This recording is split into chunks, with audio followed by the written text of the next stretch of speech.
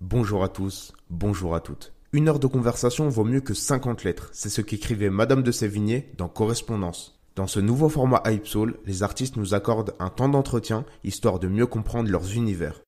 Aujourd'hui, j'ai le plaisir d'accueillir SDM qui met un point d'honneur à allier fond et forme dans sa musique. Un numéro 8 qui n'hésite pas à osciller entre mélodie et kickage. Et je l'ai reçu à l'occasion de la sortie de son premier album Ocho le 9 avril. Bienvenue dans ce 5e épisode déjà, un moment avec SDM. Salut SDM, comment tu vas? Ça va super et toi? Ça va très bien, merci.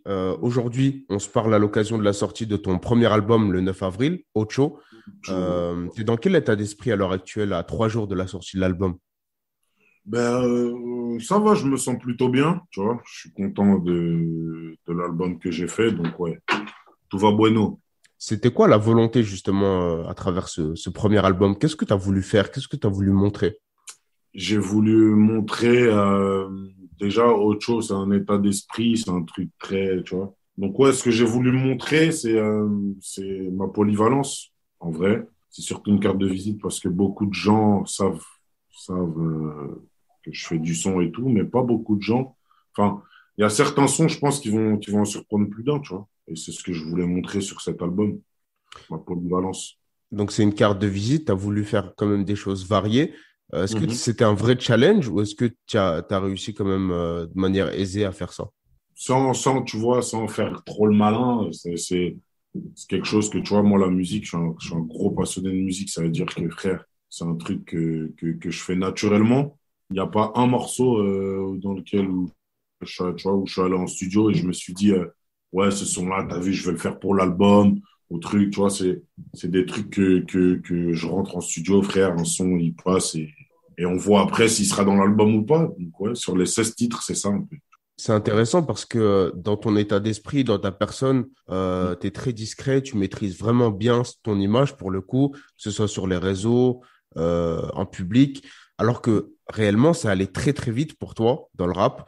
On t'a connu très récemment, enfin Ouais. très récemment, tout est relatif, hein.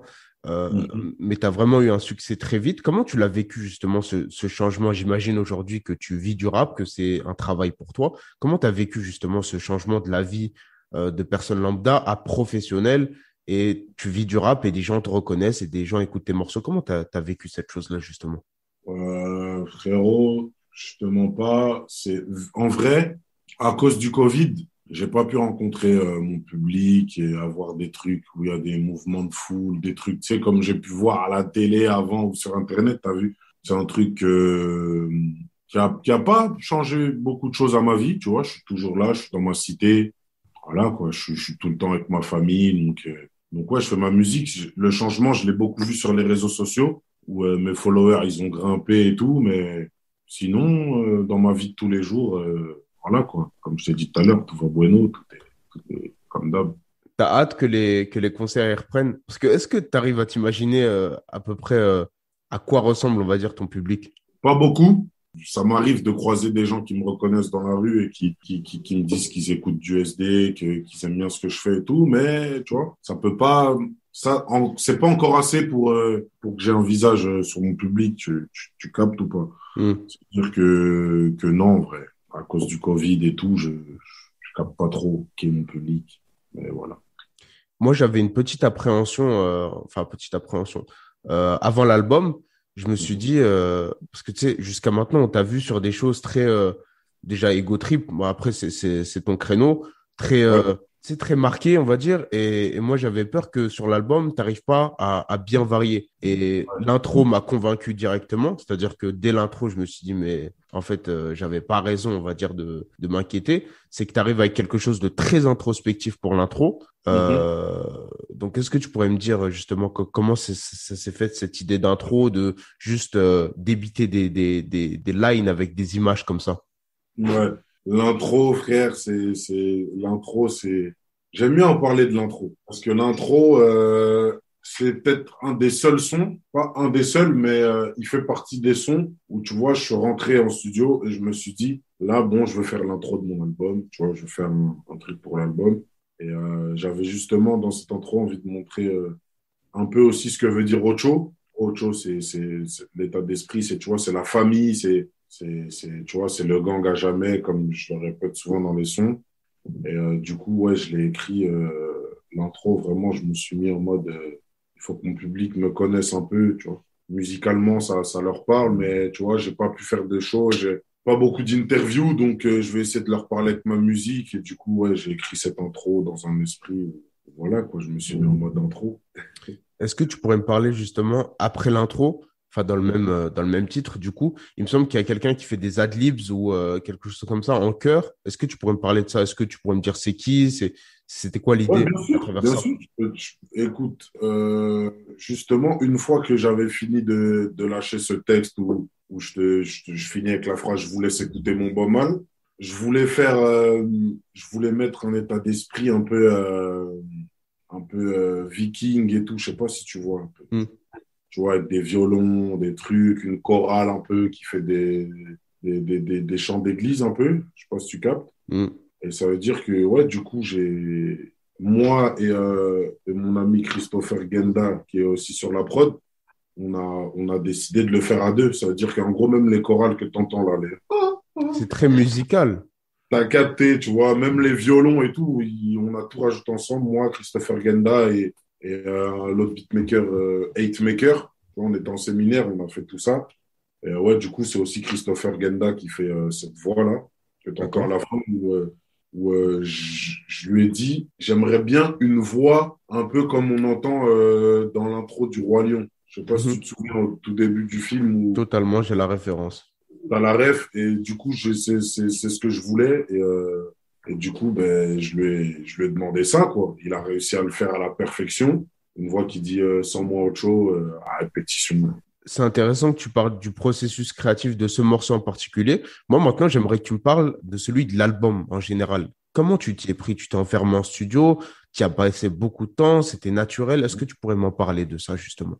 Ouais, comme je t'ai dit en vrai tout à l'heure, l'album Ocho, il a été fait avec beaucoup de patience. Moi, c'est un truc que je pense que sans mon entourage, j'aurais fait le con et je t'aurais sorti un truc, tu vois, bien avant, tu vois, mais en fait, c'est un truc dans lequel, tu vois, en vrai, j'ai eu raison de prendre mon temps. Tu vois, entre-temps, j'ai mon entourage, mon équipe, mon label, tu vois, on a fait un vrai boulot, tu sais, autour de moi, dans le sens où j'ai quand même, avant de sortir ce projet, créé un truc, tu vois. Hmm. Montrer ton univers déjà. Voilà, exactement. C'est-à-dire que, ouais, en vrai, l'album, il s'est surtout fait avec de la patience, frérot. Et comme je t'ai dit tout à l'heure, à part quand je suis allé en séminaire, je suis jamais rentré en studio en me disant, ouais, là, je vais faire un son pour l'album et tout. C'est vraiment moi qui suis comme ça, qui je suis un passionné de musique, tu vois. Dès que la prod, elle me parle, j'y vais tout le temps à 100%. Et voilà, quoi. Après, j'ai la chance d'avoir D'être bien entouré. voilà, ouais, d'être bien entouré, d'avoir cette polyvalence qui me Hmm. permet sur tout type de prod, essayer de m'adapter souvent et la plupart du temps, ça match. Et voilà, quoi. Donc, du coup, j'ai eu le choix j'ai eu le choix entre plusieurs sons, frère, une cinquantaine de sons pour faire autre chose. C'est intéressant, tu parlais du séminaire à l'instant. Comment tu as vécu cette chose-là d'aller t'isoler pour travailler? Est-ce qu'à l'époque, quand tu as commencé, on y reviendra tout à l'heure, tes premiers contacts avec la musique en tant qu'artiste, est-ce Ouais. que est-ce que tu as vécu un vrai changement par rapport à ça? C'était quoi ta réaction à ton premier séminaire? T'isoler, il y a des gens qui travaillent, on va dire, entre guillemets, pour ta musique, tu vois? On se comprend. Comment tu as Ouais. vécu cette chose-là, justement? J'ai kiffé. J'ai kiffé dans le sens où, sur la fin, c'est fatigant, tu vois, parce que quand même, tu dors pas, tu fais que du son. Donc, ouais, sur la fin, c'est fatigant. Dis-toi, on est resté 5 jours, on a fait une dizaine de sons. Voilà.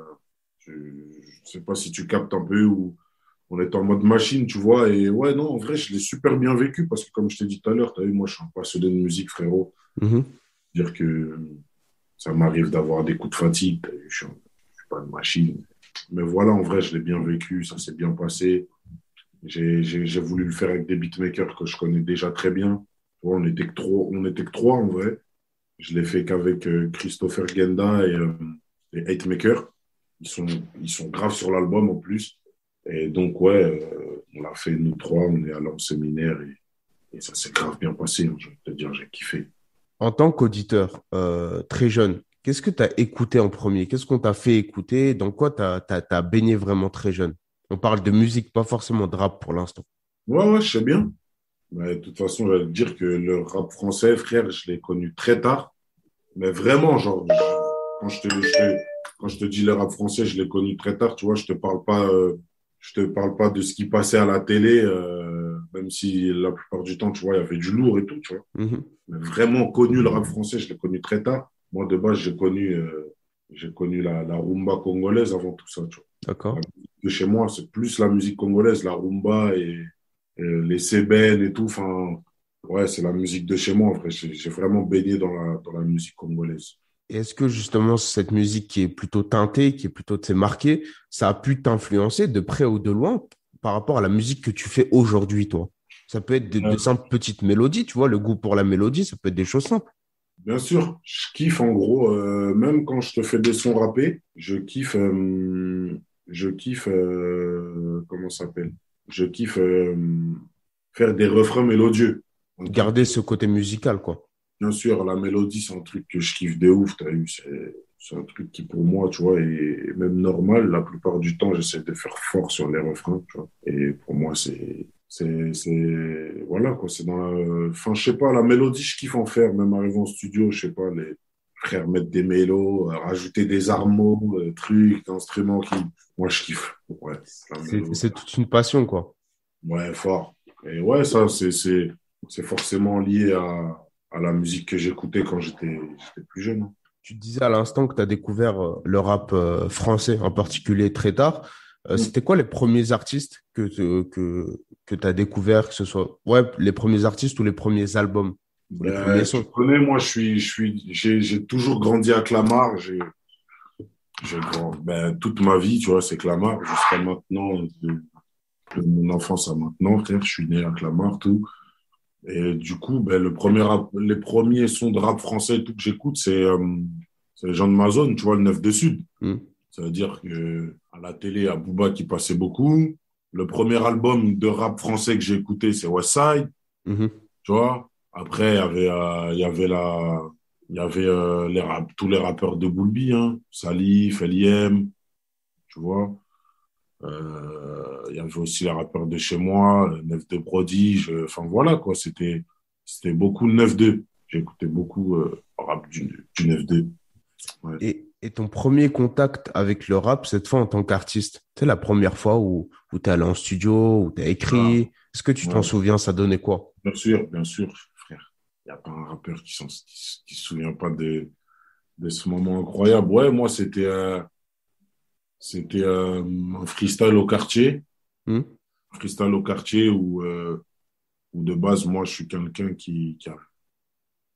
tu vois, je kiffe le rap, j'ai toujours kiffé la musique, c'est-à-dire que j'avais un texte qui traînait dans mon phone que j'avais fait, tu vois, moi-même, comme ça, dans mon délire. Et un jour, tu vois, il y a mes gars, moi, mes vrais potos, tu vois, Hmm.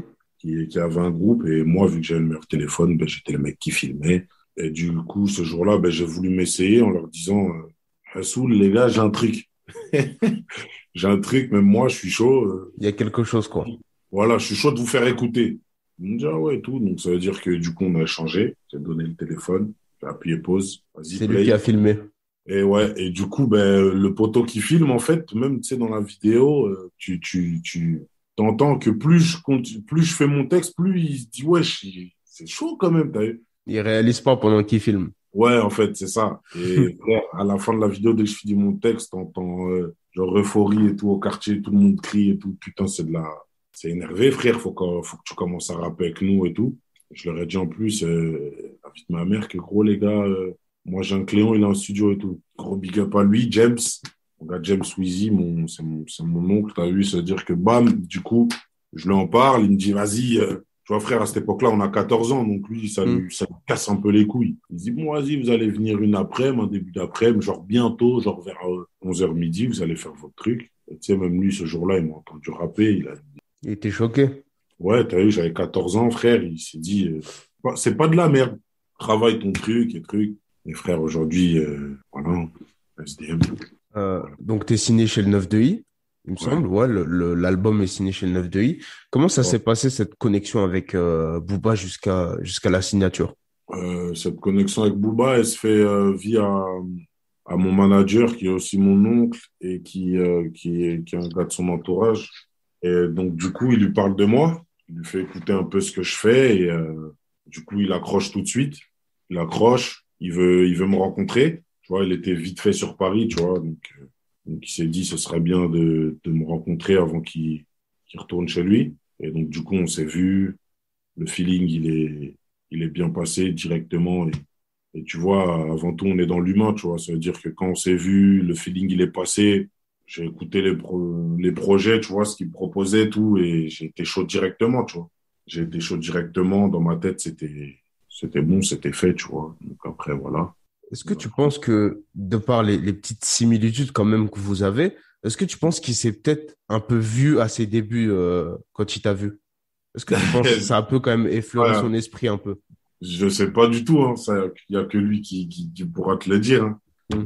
Et c'est vrai que, voilà, quand on vient du même endroit, Même au niveau, tu sais, vraiment autre, il y en a. des gimmicks, tu sais, t'as beaucoup de gimmicks, les Ocho, les Ariba. Tu sais, c'est Mhm. beaucoup de l'ancienne école. Je pense à Lino, je pense à Booba, tu vois. Est-ce que tu en es conscient, ça, que aujourd'hui, il n'y a pas beaucoup d'artistes qui développent des gimmicks, qui les répètent tout le temps, que ça rentre dans l'esprit des gens? Ouais, ouais, ouais, c'est vrai que moi, c'est surtout un truc que tu vois que en gros, à force de répéter sans moi Ocho, tu sais, ben, rien que le Ocho, tu sais, à dire comme ça, je trouvais ça trop frais, tu vois. Donc, ouais, j'en ai fait un gimmick et ça a parlé aux gens. Et frère, dès que tu captes ça, en vrai, c'est bien d'en jouer. Et en vrai, tu vois, c'est moi, tu vois. Maintenant c'est moi, frère. Bien avant que je décide d'appeler l'album comme ça, il y a déjà des gens, tu vois, qui me croisaient dans la rue et tu sais, pour rien, c'est Ocho. comme ça qu'ils m'appellent. Ocho, Ocho, ouais, Ocho. Alors que, tu vois, c'est même pas mon nom de scène, mais voilà, quoi.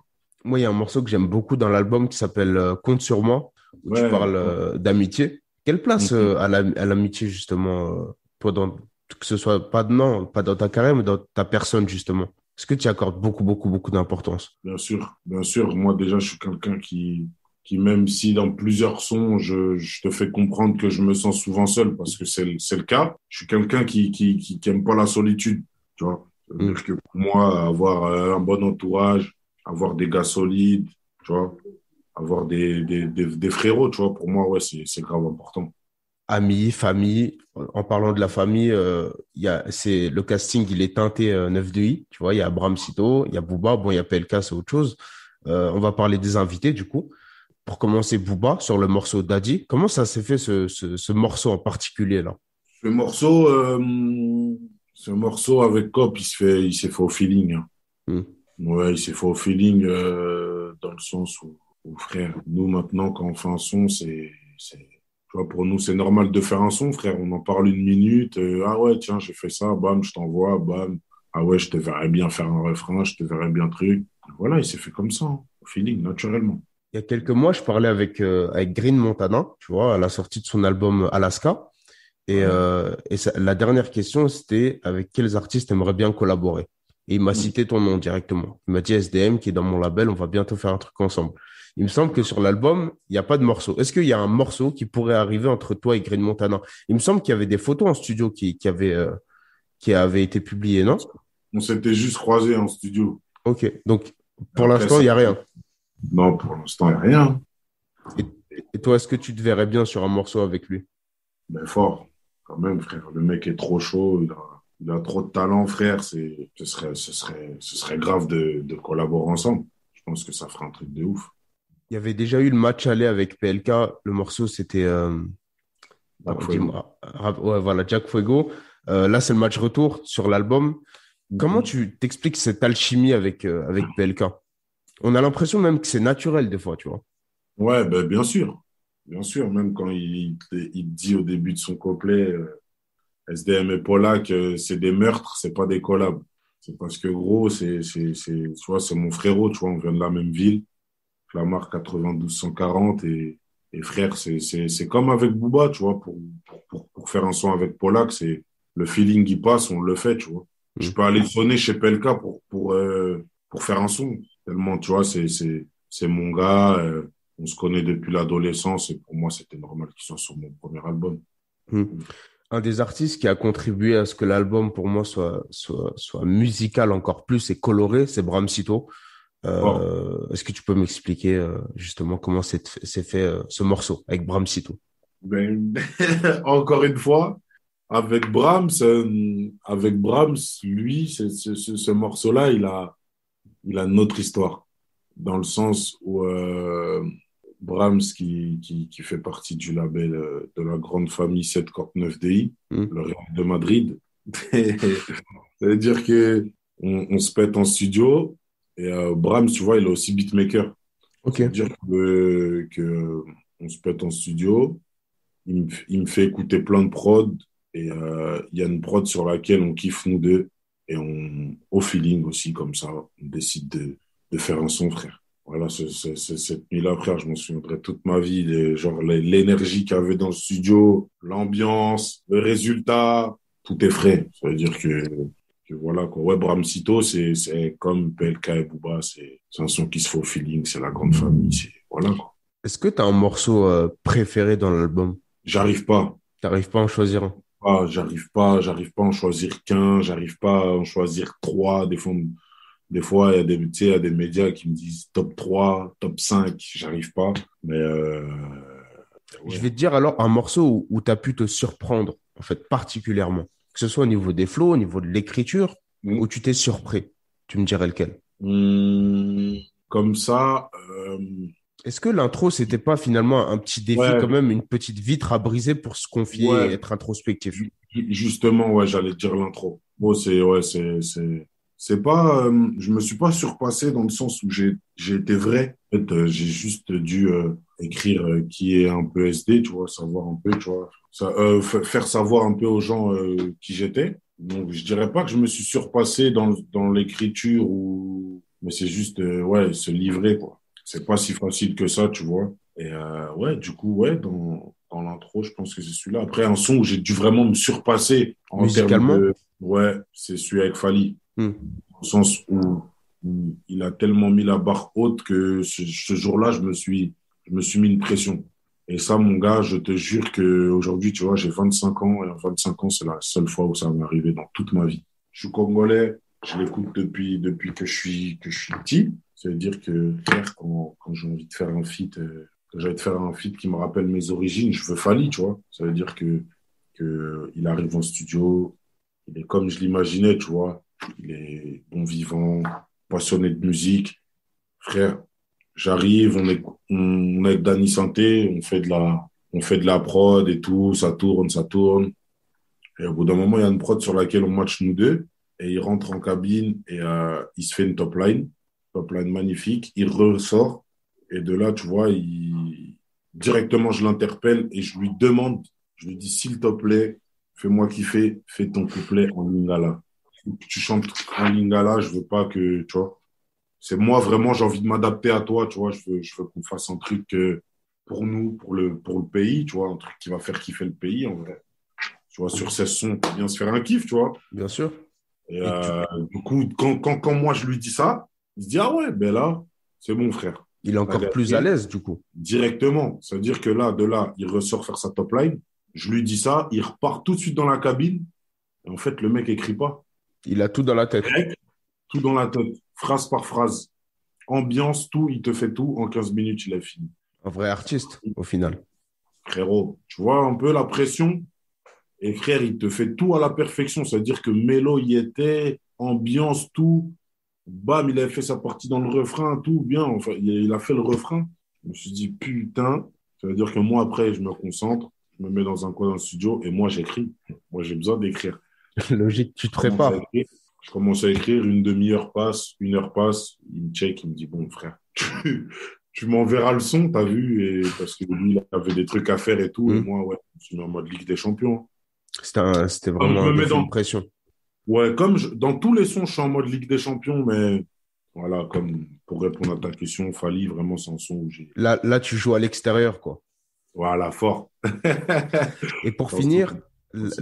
ta collaboration de rêve, est-ce que tu en as une? Elle pourrait être impossible, elle peut être d'un autre genre, l'artiste peut être décédé. Est-ce que tu en as une, toi, au Ouais, fond de toi? je pense qu'elle est impossible dans le sens où c'est Queen Bee, c'est Beyoncé, moi. Je suis un grand fan de Beyoncé depuis que je suis tout petit. C'est aussi D'accord.